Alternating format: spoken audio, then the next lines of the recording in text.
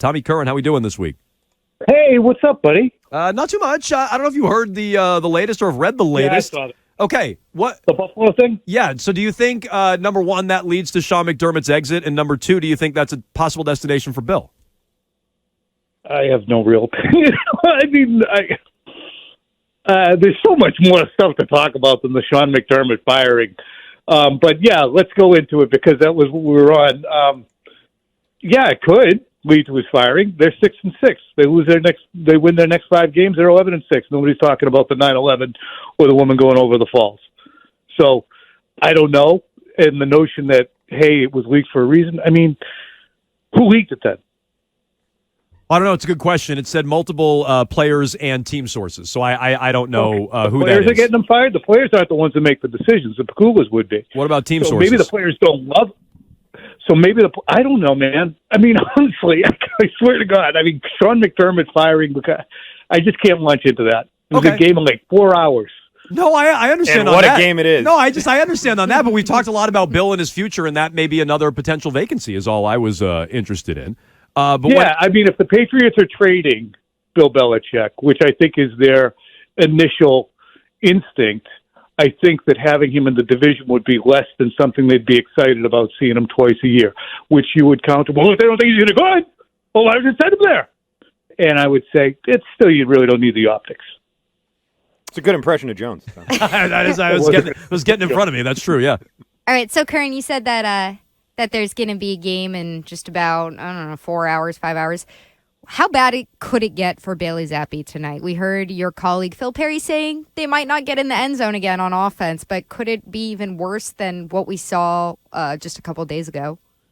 Yeah, horrible, I think. You have a team that's playing for something that just lost the other day to a 2-win Arizona team. So they're going to be extremely motivated to play, and they're going to get on the field, and they're going to be looking at a quarterback who's not suitable for prime time or even 1 p.m. football to be broadcast to the masses. So to me, you're looking at a situation where you go with 0 points last week against an inferior defense, 28th overall in the NFL, to now one at home with one of the best defensive players on the planet in T.J. Watt, a very good safety, and Minkah Fitzpatrick, Cam Hayward, that has a high level of irritation as they take the field. And Bailey Zappi's got no Demario Douglas, no Ramondre Stevenson. So people keep saying after every game, is this rock bottom? Nope. As Fourier said, there's a million rock bottoms to come. We've talked a lot about the Patriots being in prime time or getting flexed out of prime time and sort of the reactions that may have for ownership, in particular Robert Kraft. Another game in, this one on the road, obviously, but another game in prime time. You're the only game in town. Patriots go out and stink it up again. Could this be a week where something happens? No, I think I've been on a couple times and said every time the Patriots are not inclined or desirous of moving on from Bill Belichick during the season. So I'm going to stick with that until I'm told otherwise. How about somebody else? Matt Canada got fired this year, for example. How about some sort of sacrifice for this awful offense? I guess anything could happen, Christian. I guess anything could happen. You fire a guy. I mean, it's kind of, what's the point? But I guess anything could happen. I mean, it would be nothing but a guess. It's not my inclination that they're about to do that. Tommy Curran, NBC Sports Boston, on Jones and Mego with Arcand here on WEEI.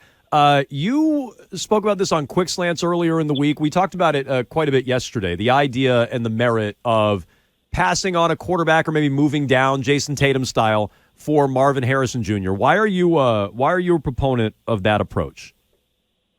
Because this team has elemental problems that are so deep that putting a quarterback into it, unless he is no holds barred, absolutely bulletproof in every aspect, is asking for a problem that will extend and possibly ruin him. You have a perfect case study in ruining a quarterback because there's not enough around him. Now, Mac Jones is not Caleb Williams. He's not Drake Maye. He's not Jaden Daniels. But he was a decent enough player to take in the first round, and this is an absolute crumbling. So if he can't even be shown to the masses at this point, at least grade up some of these other guys, Caleb Williams, Drake Maye, level them up, and then say, okay, well, how are they going to look in 2 years during a rebuild with absolutely nothing around them, with zero protection? This team has no tackles under contract for next year except for Vidarian Lowe and Calvin Anderson. It has no tight ends under contract next year. It has one running back under contract.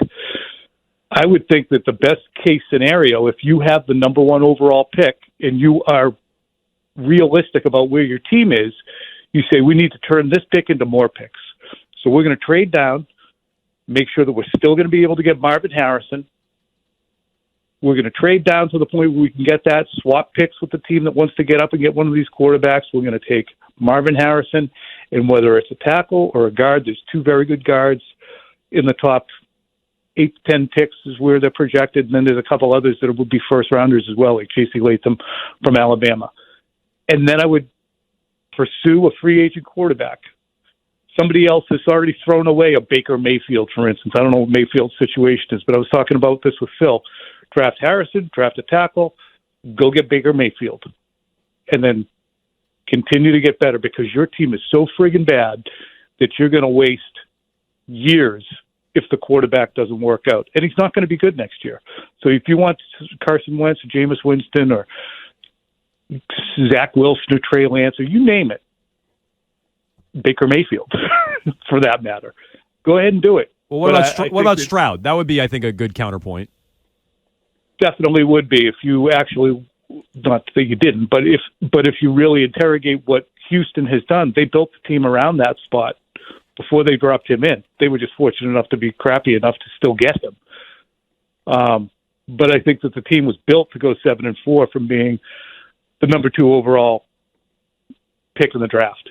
You know, look at Miami. They did a great job building around him. Look at the 3 best teams in the NFC: San Francisco, the Eagles, and Dallas. And where did they get their quarterback? Where did Russell Wilson come from? Hurts was a 2. Dak was a 4th rounder. What was the other one Purdy's you said? Mr. Irrelevant. Oh, sorry, the last pick of the draft. Yeah. If you build a program like San Francisco did, it's not easy to do, but that's why it's supposed to be hard. You can actually do what San Francisco did and draft an injury-prone guy and get to the court.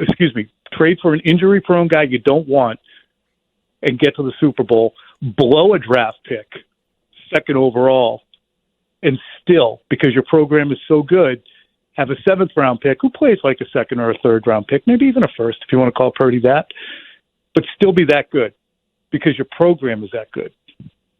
I hear that. I get that. It just seems like with all of the changes, Tom, that they might have to make this offseason in the front office, in their coaching departments, maybe their scouting departments, it sounds to me like you're talking about a rebuild that's going to be like 4 to 5 years.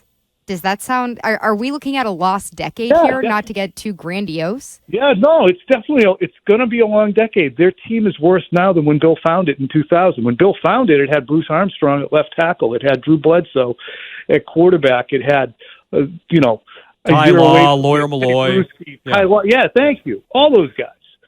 So the team is in worse shape than when Bill found it. And we can go back to 1993 because right then the team was coming off 1-15 and 2-14. They get Bledsoe, but they still were 1-11 after 12 games with Bledsoe. And the reason they started winning games wasn't because of Bledsoe; it was because they had the right coach in Bill Parcells.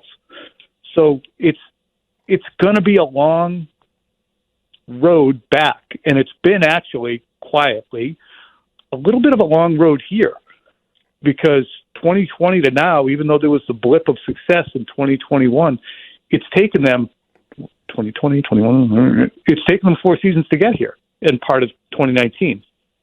So they built up to be this bad.